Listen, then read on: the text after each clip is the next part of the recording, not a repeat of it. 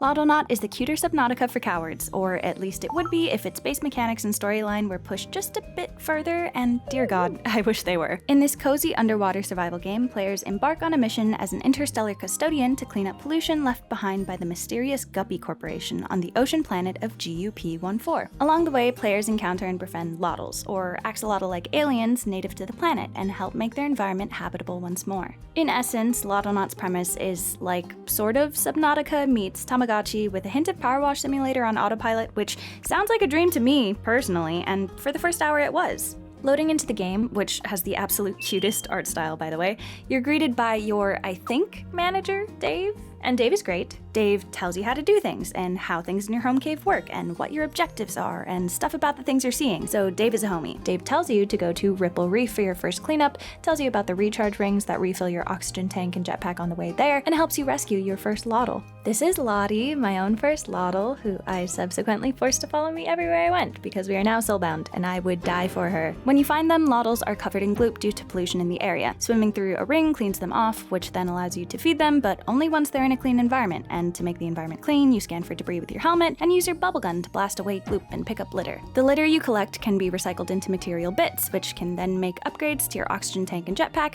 new tools for cleaning up different types of pollution, and a few placeable items. You can also collect holo badges, which are little data logs dropped by Guppy employees before they left the planet, and give you a little insight into the work they did that left it so gloopy. Once you clear the gloop and litter from one area, you unlock fast travel to that location, as well as access to the next polluted area. Each new place is larger than the last and reveals new types of litter for crafting, new fruits to feed your Loddles, and new holo badges to collect. And that's it. That's your basic gameplay loop. And it has a ton of potential, but for a game about cleaning the depths of the ocean, it felt rather shallow to me, pun extremely intended. To be fair, Loddlenaut began as an NYU Game Center thesis project by Ricardo Escobar and Jin Yong Son in August 2019 before being transformed into a full commercial release. Which is to say, maybe the time and budget didn't allow for a game with the scope I'm imagining, but I'd like to explore the potential I see in it anyway because I adore the premise. First, let's talk Loddles. For being the titular character and arguably the main draw of the game, there's not a lot to them. You find them covered in gloop, get rid of the gloop, feed them, pet them, and keep their habitat clean, and in exchange they'll evolve and then kinda just exist. There are various evolutions, and they get little power-ups to clear gloop, or grow fruits, or push around garbage, and while these are good foundational mechanics, I feel like they didn't dig deep enough to make them great. For example, you need to feed and pet the Loddles to keep them happy. I mean, simple enough, right? But no, it's not simple enough, because Loddles are so incredibly needy and so incredibly stupid. Very true to their in-real-life axolotl counterparts, these guys are dumb as bricks, and it breaks my heart, because their AI has the ability to wander around and eat fruit off of plants, but the vast majority of the time they simply don't. And because their hunger status ticks away so quickly, they are constantly starving. I get it. I get that part of the game is caring for the Loddles, but it's super time-consuming to go up to every Loddle individually and drop food in front of their faces to ensure they'll eat it. I would have loved the ability to craft an upgrade to my scanner or something that allows me to call the Loddles in for feeding time, just because the current system is a little annoying. However, I will never get annoyed with petting the Loddles because they are extremely cute and it helps maintain their happiness levels. I believe you can also make them happy by giving them enrichment toys, which I love, and I think it would have been cool if you could train the Loddles using specific toys to then influence what power-ups they get, which at the moment is seemingly random. Another example of the good but not great Loddlenaut mechanics is the evolution system, which goes as such. You find the Loddles as babies, you feed them fruit to grow, and different fruits will yield different Loddle evolutions. Fun idea, and there's even an achievement for unlocking all the different species. However, a couple problems. Number one, there's no bestiary or Loddlenaut. Catalotl, Loddle log, the possibilities are endless, but I just want something that shows you the different Loddles you've found, what fruit you gave them to reach that evolution, and how many species you have left to discover.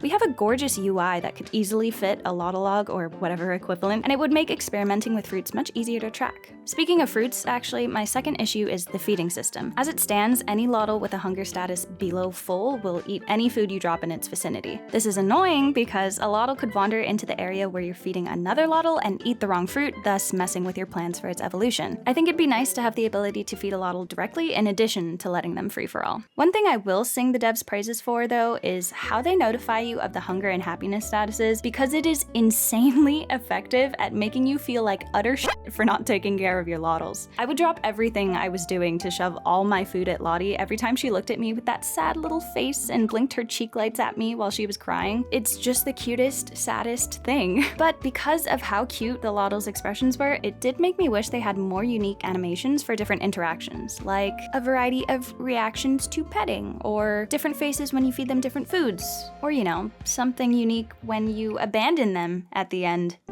Yeah. Yeah, you thought this was a cozy game where you live with the Loddles forever? Nuh-uh. Nah. The official ending of this game has you say just a quick little goodbye to them before fucking off in your spaceship forever. There's not even a special cutscene or animation for your last goodbye, just the chance to pet them one more time before you just up and leave with seemingly no remorse. And therein lies my final letdown from this game. The story. The only way you get any lore in Loddlenaut is through Dave and the holo badges, and both are supremely underutilized in my opinion. The first holo badge you discover belongs to Miss Hunter, office manager. Has anyone tried feeding the Loddles? They're so cute. I haven't seen a Loddle in a while. Do you think the refinery leak has anything to do with that? Discovering this first badge was so thrilling to me because I'm a big narrative girly, and I love when a game gives me little pieces of the bigger picture. The idea of learning about the previous employees on GUP-14 and what exactly caused the pollution and subsequently Guppy's departure from the planet was riveting. There was a mystery, and I was going to be the one to get to the bottom of it. Of the bottom of the ocean, because that's where the game takes you in its last chapters. What a segue. In the final two areas of the game, you explore Grimy Gulf and Guppy Campus. Grimy Gulf is where the old Guppy fuel refinery lives, abandoned with inert robots strewn about the remnants of overgrown farms. Dave tells you that they'd attempted to refine local fruit into a new kind of fuel, but failed. Descending further into the Metzi Trench, you find the sunken remains of Guppy's floating corporate campus. Swimming around the flooded offices, you eventually find the CEO's holo badge, which tells you that they're moving planets. And then you clean up the rest of Guppy Campus, and Dave congratulates you and tells you it's time to leave. What? I'm just left with a cajillion questions, like, how did the refinery leak happen? And did it subsequently cause the flooding of the campus? And what the f*** was Jaruna, product designer, talking about in her holobadge status when she mentioned that huge shadow in the water? Did I just miss a chunk of the game that explains all this? And Dave. Dave is there from the beginning and goes along this entire journey with you. Even while he yaps about not letting them distract you from your job, Dave grows curious about and even attached to the Loddles. But in the ending sequence, he essentially says, yeah, we've both grown really fond of this planet during your time here.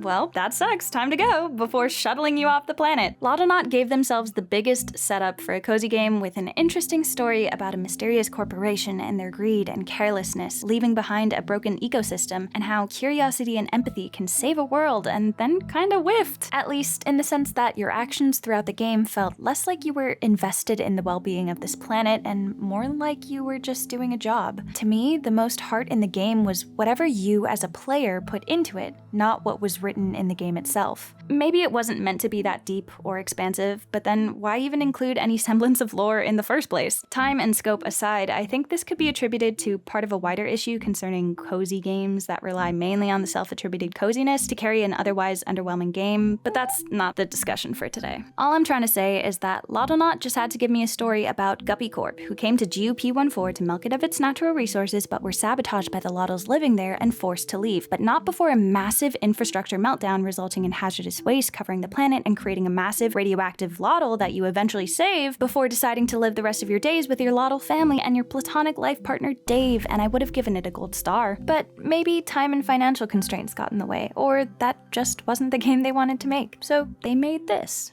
Not bad. $20, 5 hours for the main story, 2.5 out of 5 stars. I'd wait for a Steam sale.